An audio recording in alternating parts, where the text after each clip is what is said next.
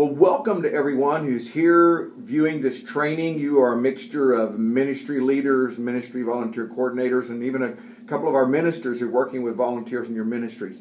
I want to begin by quoting our mission statement here at the Hills, and that is, at the Hills, we are making and growing followers of Jesus Christ through worship, community, and service. Now, what we're wanting to do is to increase service awareness at the Hills. We want to stress the importance of serving somewhere, serving others, both in the church and outside the church. And we want this for every single member of the Hills family. So what we need to do is to work on getting all of our general ministries on the same page for the best use of our volunteers. So over the next few minutes, I'm going to talk about 4 different things. One is 2 ways to write job descriptions for our volunteers. Then we're going to give some tips for recruiting volunteers, tips for training volunteers, and then tips for appreciating volunteers. Now, I want you to know that I feel like I'm doing you a favor right here by taking advantage of the Right Now technology and sending this training actually to your computer in your home for you to watch on your own time and to work through. And that's as opposed to having a meeting and trying to get everybody there. So I'm hoping you appreciate that. But what I need is you to return the favor by working through the materials, taking the time to work through what I ask you to do, both as you do this training and right after, so that we can have the most effective product here for our church in terms of our volunteers. Now, as I'm talking on the video today, I don't expect you to look at my mug the whole time. And so if you will scroll down, just leave the video playing and scroll down the page a little bit, you'll see a copy of the outline of what I'm going to be talking about over the next few minutes. And that way you can both hear what I'm saying and see some notes about it as well. So let's talk about job descriptions for our volunteers. We want to have a standard practice of a prepared job description for all of our volunteers, every volunteer role in all of our ministries here at the Hills. And I want you to put this job description into 2 different formats. The first is what we'll call the longer one, and it is simply a list of the qualifications and expectations for each volunteer job that you have. If you will look on the outline that I just directed you to a moment ago and click somewhere on that outline page and then scroll down, you will see on page 2 an example of this longer job description. This particular one is for a group leader in our groups or our small group ministry. And you'll see how Eric has listed both the qualifications and the expectations for this particular role, this volunteer role. In your ministry, your job descriptions will vary in size because some jobs will need more description than others, but you will have this longer form with qualifications and expectations as well. Now, in the body of the email I sent you that invited you to come to this training or click on this training and get started on it, in that email I give you a deadline for when I need all of these longer job descriptions back to me, and that is the week of August 10th. And I will be sending you some reminders along the way to help us move toward that deadline. Now, for the second type of job description, which I'll call the shorter one, at this point I need you to scroll back up into the outline and look on that outline page at Roman numeral 1, letter B. And this job description that we have here, this type, is a simple statement that shows a direct result of a person serving in your ministry in each particular volunteer role. It lets the potential volunteer know that what good can be accomplished by them serving in this particular way. For example, I've included a couple of things here, a couple of statements that we have developed for our Sunday morning coffee service, as well as our guest experience that we'll have, where we have all of our greeters on Sunday morning. And I want you to check these out on your outline. First, the Sunday coffee service. Here's how this one is expressed. When you volunteer to help prepare and serve coffee on Sunday mornings, you are showing the hospitality of Christ to our members and guests, providing everyone with a warm, comfortable welcome. In the case of our guest experience, as part of our guest experience team, you will get to make an indelible first impression on our guests, helping them feel comfortable and welcome in our church, which could be instrumental in them becoming Christ followers. So I want you to see how these descriptions tie a volunteer role to our ministry vision and gives them a healthy and positive reason for serving in our particular role where we need them.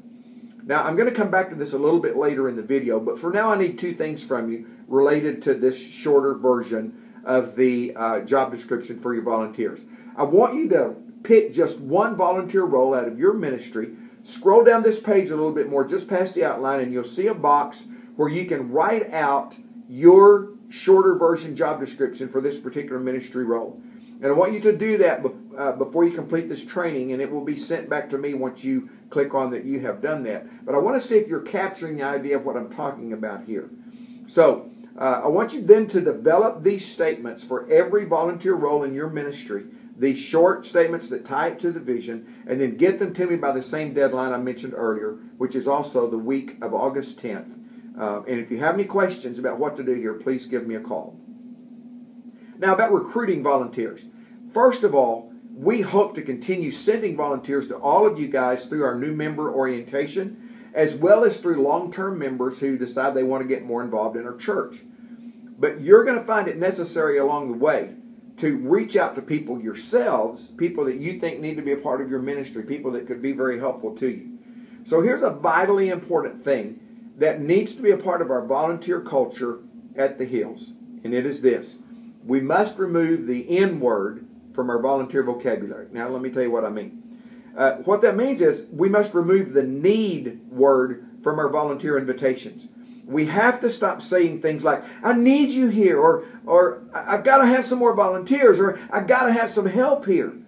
You see, all these things, these ways of expression make us sound desperate. And admittedly, we often are desperate, but we don't want to sound that way. Rather, we want to present opportunities to serve. We want our members to feel like they get to serve in our ministry. And that's where this shorter job description that we just talked about will be invaluable to us. Rather than making somebody feel like they're merely filling a spot or plugging a hole, we help them to see the benefit of serving in our particular ministry. They then can serve with more purpose and have a tangible goal set before them. They will clearly see the benefits to themselves and the people that they serve as they move into this volunteer role. In his book called Lasting Impressions, a guy named Mark Waltz presents what he calls the 90-second invitation. And I refer you to your outline again, Roman numeral 2, letter C. Roman numeral 2, letter C. The first part of this 90-second invitation is personal affirmation. And this is where you focus on the person that you're inviting to be a part of your ministry, and you tell them what they personally bring to your ministry, what you see in them. Tell them that you see in what you see in them that makes them ideal for this role, their skills, their gifts, their faith, their personality, whatever. Of course, you have to be honest here. You have to sincerely tell them things that you really think are true. The second part of this 90-second invitation is called distinct opportunity. And this is where you tell them that the role you have in mind totally matches who they are and what they bring to the table. This is where your short job description is going to come into play, because you tell them that when they serve in this role, this is likely to happen, or these blessings will be realized, or these people will be blessed.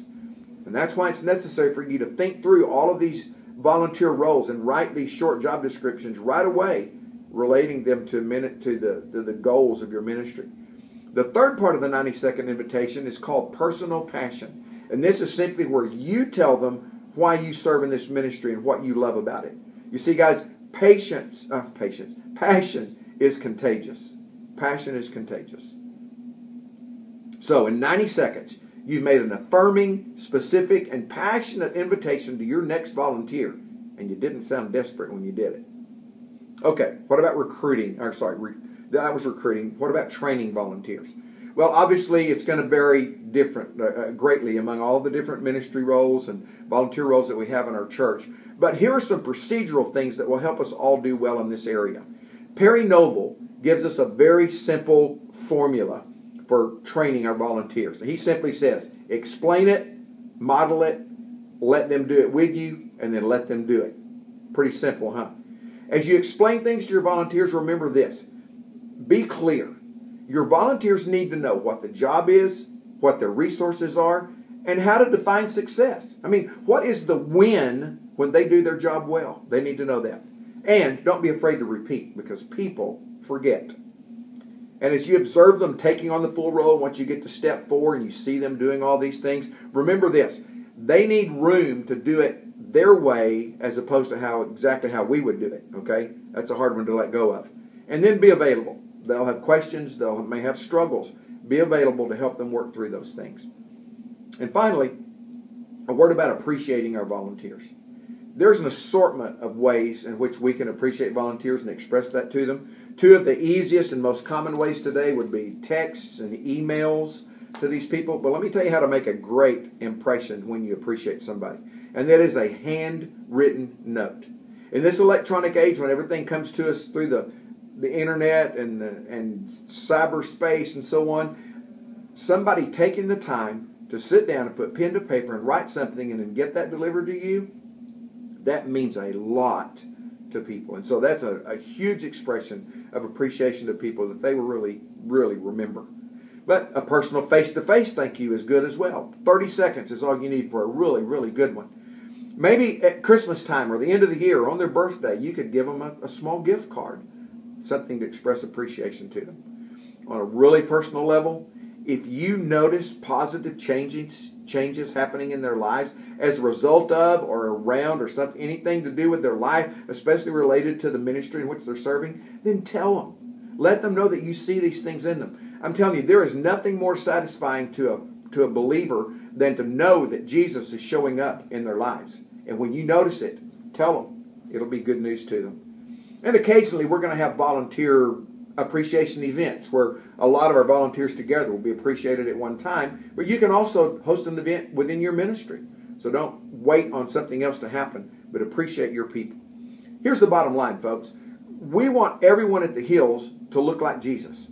Matthew 20 verse 28 says, "The Son of Man did not come to be served, but came to serve and to give his life as a ransom for many." May God shower you with all kinds of blessings as you lead your volunteers in your ministries in looking like our Savior. So, please be sure that you fill out the information I've requested in this training, but then also get these things together and send to me by this deadline of the first week of, or the week of August 10th, the week of August 10th. So, thanks for listening. God bless.